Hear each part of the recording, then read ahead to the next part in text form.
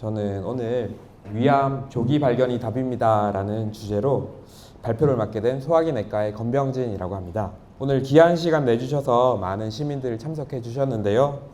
오늘 강의를 통해서 위내시경 검사에 대해서 조금 더 이해하고 여러분들의 위 건강을 지키고 위암을 예방하는 데 도움이 되는 시간이 되었으면 좋겠습니다. 네, 그럼 강의 시작해 보겠습니다. 순서입니다. 순서는 위암을 진단하는 가장 중요한 도구인 상부위장관 내시경, 내시경에 대해서 설명을 드릴 거고요. 어떤 분이 검사를 받아야 되는지 설명드리고 위내시경 검사 과정에 대해서 설명드리고 다음으로 위내시경으로 발견할 수 있는 질환들과 어떻게 치료하는지를 저희 병원에서 시행한 내시경 사진을 통해서 같이 한번 설명드리겠습니다. 그 다음 일반 내시경과 수면 내시경을 비교해드리고 마지막으로 검사 전후에 어떤 사항 주의하셔야 되는지 설명드리겠습니다. 예, 위내시경이란 보시면 이게 위내시경 검사 기계인데요. 이렇게 우리 몸 안으로 들어가는 위내시경 스코프라는 게 있고요. 요 카메라를 통해서 촬영하면 그 사진이 이렇게 본체에 넘어갑니다. 이 본체 시스템이 전산화하고 영상을 만들어서 이렇게 모니터로 출력하게 되는 게 위내시경 기계이고요. 이 내시경 끝에 스코프 끝에 있는 카메라를 통해서 우리가 시행하는 의사가 보게 되고 이렇게 스코프이 식도, 위, 십이지장까지 이렇게 지나가게 되고 이때 내시경 의사가 육안적으로 먼저 진단을 하게 됩니다. 그리고 조금 애매한 부분이 있다 하면 그 부분을 겸자를 통해서 조직 검사를 시행하게 되고 병리 조직을 병리과 선생님이랑 같이 상의한 후에 최종 진단을 하게 됩니다.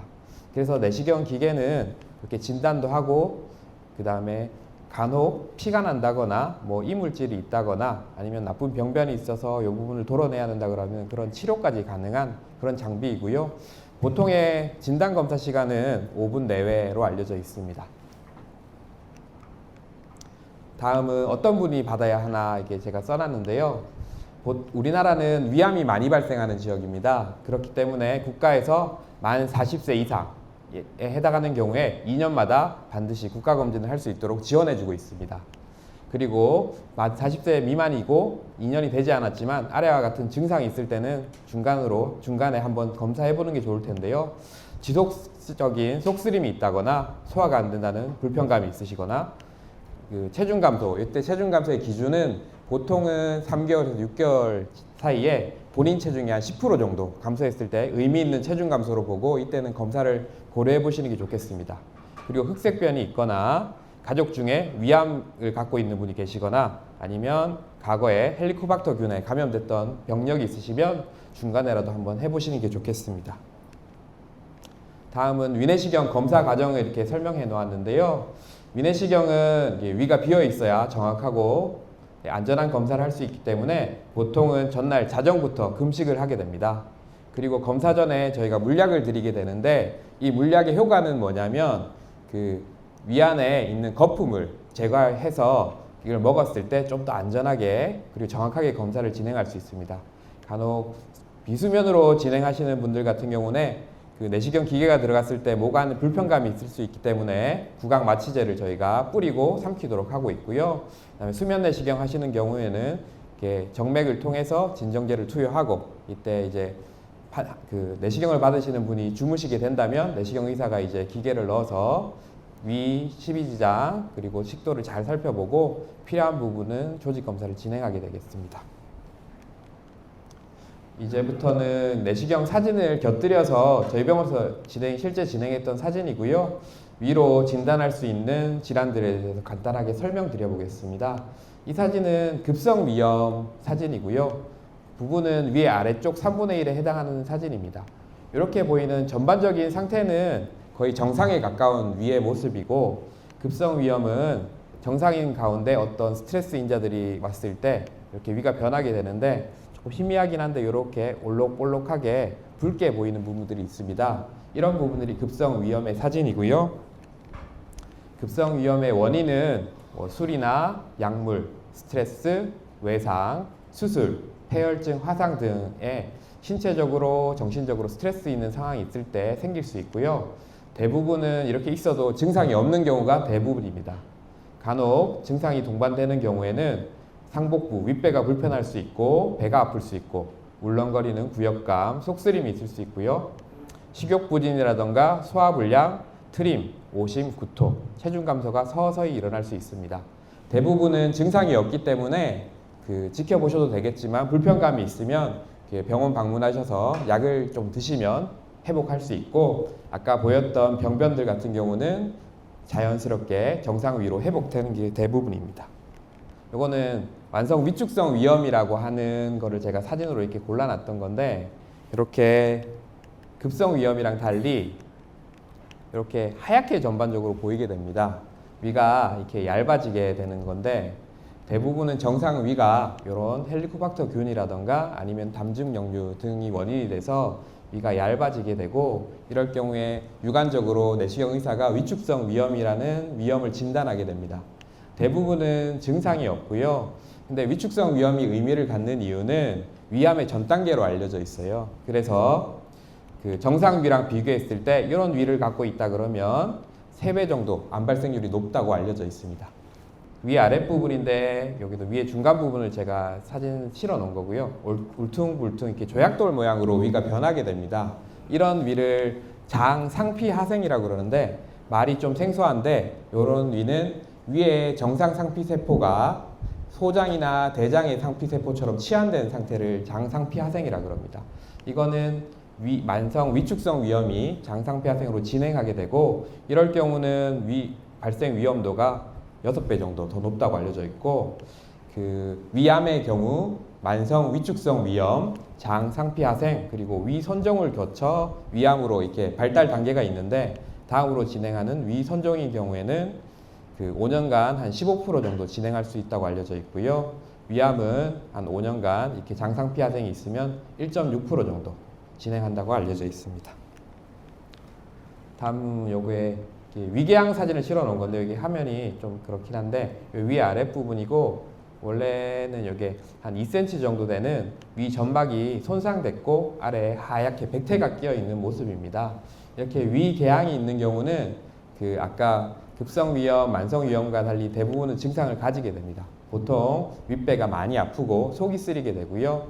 이렇게 위궤양이 방치되는 경우에 요 위궤양 결선 부분이 점점 더 깊어지기 때문에, 그럴 때 아래쪽에 있는 혈관이 손상되면 피가 날 수도 있고요.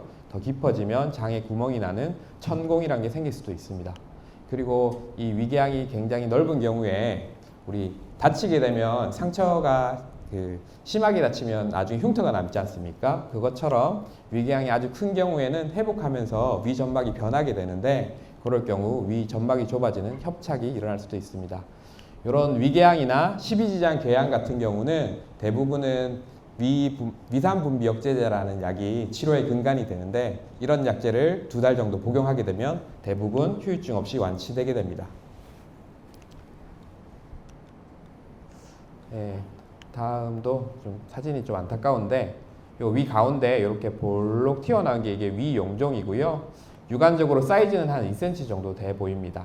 대부분은 암으로 변하지 않는 양성으로 알려져 있고요. 하지만 일부는 이렇게 선종, 암으로 변할 수 있는 전 단계인 선종성 영종도 포함되어 있는 경우도 있습니다. 보통은 1cm 미만인 경우는 증상이 없기 때문에 나쁜 걸로 변하지도 않기 때문에 이렇게 지켜보기도 하는데요. 사이즈가 1cm보다 크거나 모양이 의심스러우면 내시경적으로 제거하는 게 원칙입니다. 다음 저희 병원에서 내시경 절제 사진을 제가 실어놨는데요. 여기 아까 보였던 용종을 아래쪽에 저희 점막 주입액이라고 해가지고 안전하게 이렇게 부풀려 줍니다. 그 다음에 여기 올가미인데요. 올가미로 이 용종을 포획한 다음에 전류를 흘려주면 이렇게 안전하게 절제가 되는데요. 이 부분 지금 안타까운데 이게 지금 피가 나고 있는 모습이거든요. 이렇게 아래 혈관이 풍부한 경우에 피가 나게 되고, 저희가 잘 씻어내고 이렇게 클립이란 걸 이용해서 완전하게 지혈까지 진행한 모습입니다. 조직 검사 결과는 암으로 변하지 않는 가증식성 용종으로 진단되었고요. 이런 경우에 이렇게 움푹 파지게 되는데, 이럴 경우 인공궤양이 생기기 때문에 아까 말씀드렸던 위궤양 치료제를 한 달 정도 복용하시면 완전하게 회복하게 되고, 여기에 남아있는 클립들은 사이즈가 이렇게 보면 커 보이는데 한 1cm 남짓이고요. 대부분은 위 연동 운동에 의해서 저절로 떨어져 나가서 대변으로 나오게 됩니다.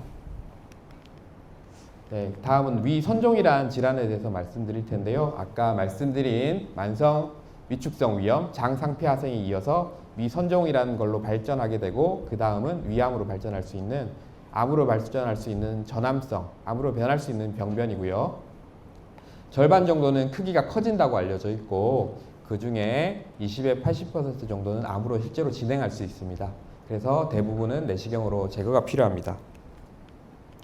요거에 저희 병원에서 위선종을 제가 찾은 거를 2개 실어 놓은 사진인데요.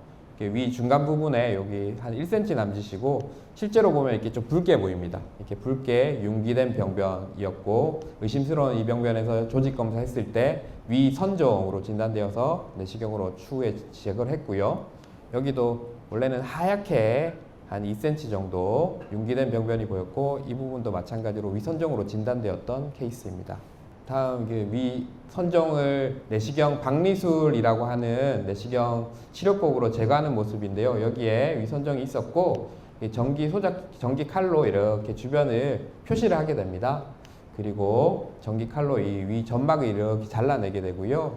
점막 아래에 이렇게 파랗게 원래는 파랗게 보이는데 파랗게 보이는 점막하 주입액을 넣고 전기 칼로 이렇게 통조림 껍질 떼듯이 이렇게 도려내게 되면 이렇게 완전히 점막을 선종이란 부분을 제거한 모습이고요. 아래쪽에는 실제로 출혈을 일으킬 수 있는 혈관들이 관찰됩니다. 그래서 전기 소작기로 완전히 지혈까지 한 모습이고 이렇게 핀셋으로 떼낸 조직을 고정하게 되면 병리과 선생님이랑 상의를 한 후에 이게 완전히 내시경으로 제거가 됐는지 확인하게 됩니다. 다음은 위암에 대해서 설명드리겠습니다. 내시경은 위암을 발견할 수 있는 가장 강력한 무기입니다. 그리고 진단율도 실제로 높다고 알려져 있고 위암은 초기인 경우에는 대개 증상이 없습니다. 그렇기 때문에 오직 정기검진만이 위암을 빨리 발견할 수 있는 방법이고요. 유일한 방법일 수 있고요. 조기 위암, 빨리 발견된 위암인 경우에 내시경으로 제거하거나 수술하는 게 치료 방법일 텐데 그럴 경우 5년 생존율, 완치율이 95% 이상 굉장히 좋은 것으로 알려져 있습니다. 지금 사진이 좀 안타까운데 여기 중간 부분이고요. 이 부분이 붉게 다른 부분보다 조금 발적이 좀 심해졌고 주변에 하얗게 백태도 끼어져 있었고 이건 표면의 변화만 있었는데요. 이 부분은 실제로 저희 조직 검사했을 때는 위암으로 진단되었습니다.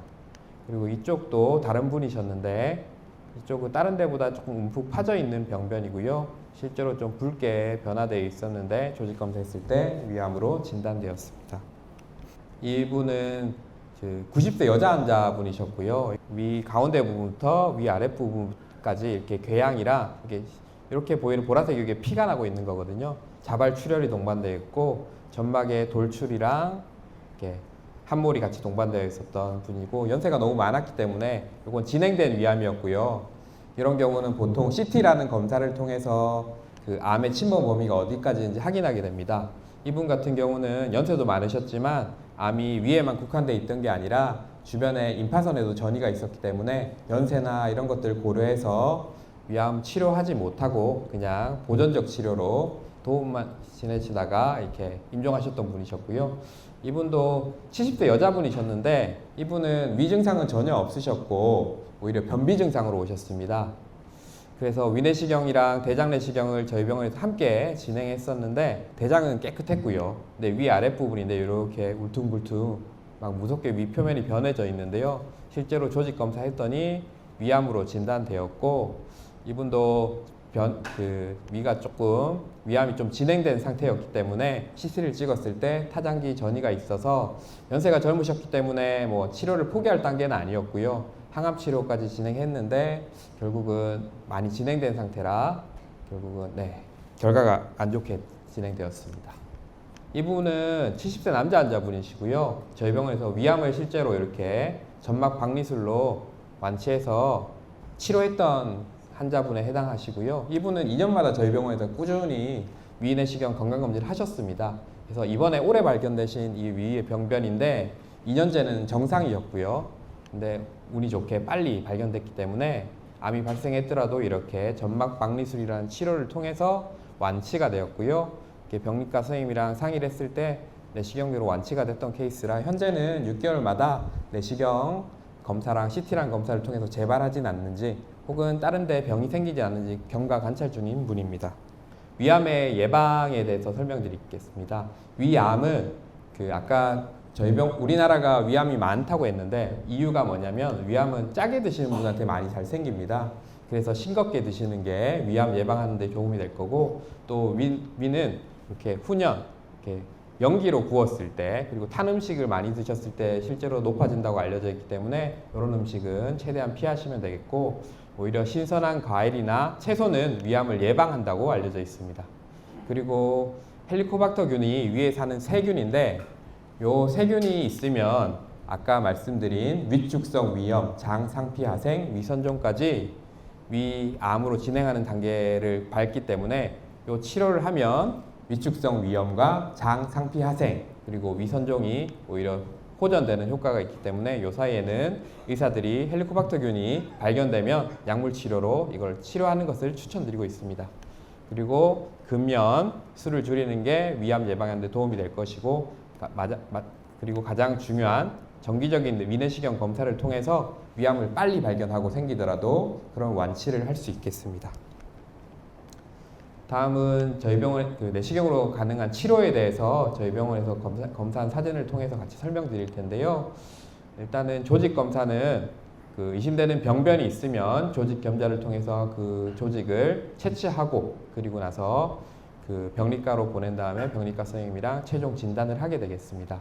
그리고 용종 졸제술이란 거는 용종이 있거나 작은 선종인 경우 암으로 변할 수 있거나 합병증 염려가 있기 때문에 제거를 하게 되는데, 보통은 올가미란 걸 이용해서 이렇게 나쁜 병변을 잡게 됩니다. 근데 올가미 크기가 제한이 있기 때문에 작은 병변을 제거할 때 유용한 방법이고요.